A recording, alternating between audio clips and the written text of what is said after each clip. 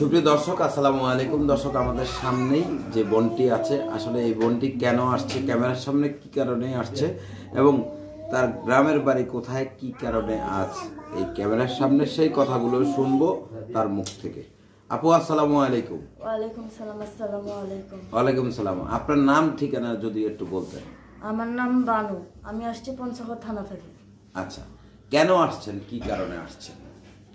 আমার বাচ্চাটা একটু সমস্যা, সেই জন্য আমি ক্যামেরার সামনে আসছি। আচ্ছা, কি সমস্যা আপনার বাচ্চার? আমার বাচ্চাটার এই যে গালে উঠছে, সেই জন্য আসছি। তো এইটা কি চিকিৎসা করাইতে কি অনেক টাকা লাগে? জি। কত টাকা লাগে? না হলেও 5-10 হাজার টাকার মতো লাগবে। 5-10 হাজার টাকা লাগবে? এই 5-10 হাজার টাকার জন্য আপনি ক্যামেরার সামনে আসছেন? জি। আচ্ছা, তো আসলে এই যে 5-10 হাজার টাকার জন্য ক্যামেরার সামনে কেন আসা লাগলো? বাচ্চার বাবা কোথায়? বাচ্চার বাবা নাই। বাবা নাই? না। বাবা কি হয়েছে?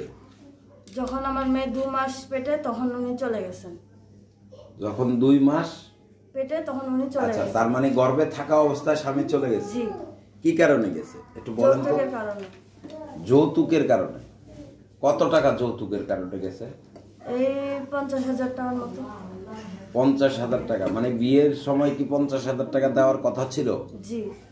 তো সেই টাকা দিতে পারলেন না? না। আপনার মা বাবা আছে? না। মা বাবা নেই? না। আচ্ছা, মা বাবা কি হয়েছে একটু বলেন, ডিটেলস বলেন।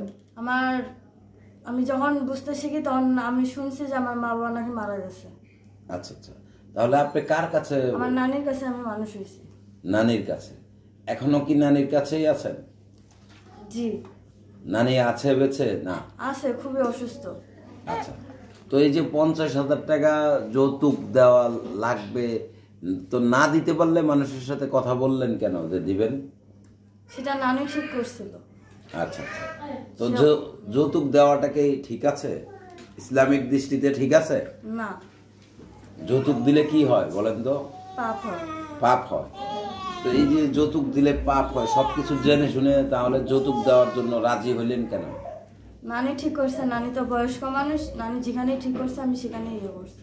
আচ্ছা আচ্ছা, মানে বয়স্ক মানুষ, নানি যেখানে ঠিক করছে সেখানেই।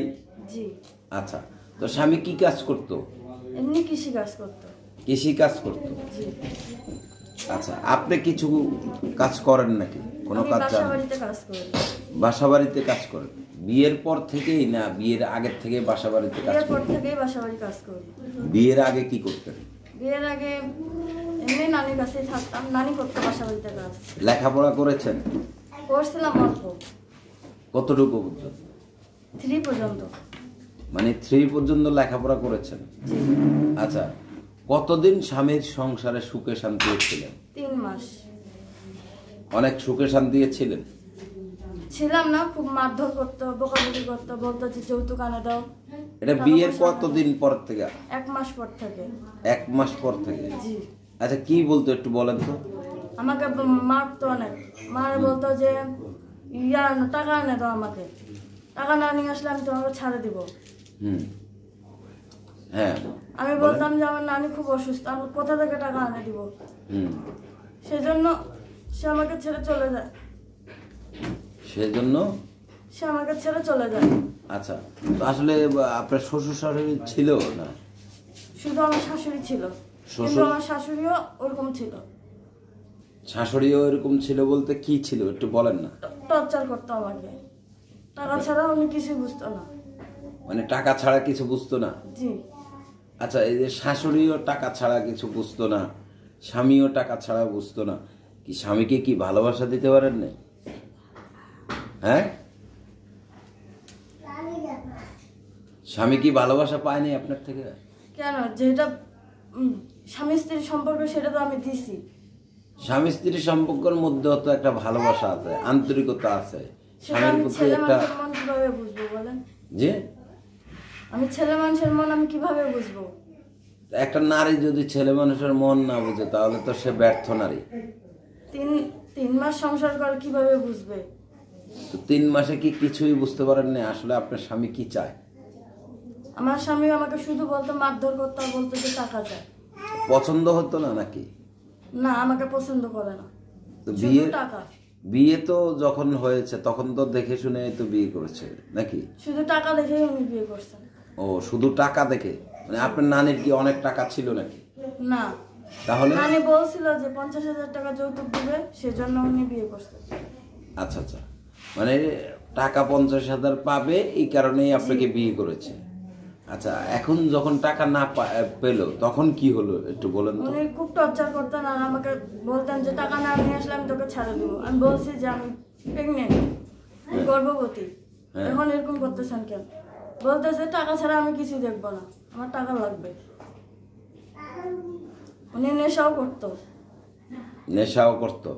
আচ্ছা, তো এই যে আপনার এলাকায় তো অবশ্যই ইউনিয়ন চেয়ারম্যান আছে, মেম্বার আছে, তাদের সহযোগিতা নিলেন না কেন? হ্যাঁ, আমি গেছিলাম, হ্যাঁ, বলছিল যে করে দিবে, কিন্তু ওরা কিছুই করে দেয়নি। আচ্ছা, এখন কি মানে আপনার স্বামীর সাথে ডিভোর্স হয়েছে না স্বামী আপনাকে রেখে চলে গেছে, কোনটা? ছেড়ে চলে গেছে। মানে ডিভোর্স হয়েছে না এখনো ডিভোর্স হয়নি? হয়েছে, মানে উনি কাগজপত্র দিয়ে দিছেন, আমিও দিছি, মানে ইয়া করেনি, আর যোগাযোগ করেনি। মানে আপনাকে ডিভোর্স পেপার পাঠিয়ে দিছে? জি। আচ্ছা, তো সেই ক্ষেত্রে মানে তার বাড়ি তো আপনি চিনেন নাকি? জি। তো আপনি কোনো ধরনের কোনো ব্যবস্থা নিলেন না কেন? আমি ভয়তে নেই, যদি আমার বাচ্চার কিছু হয়ে যায়। ভয়তে নিলেন না মানে বুঝলাম না বিষয়টা। আমার বাচ্চা যদি ওরা কিছু করে দেয়?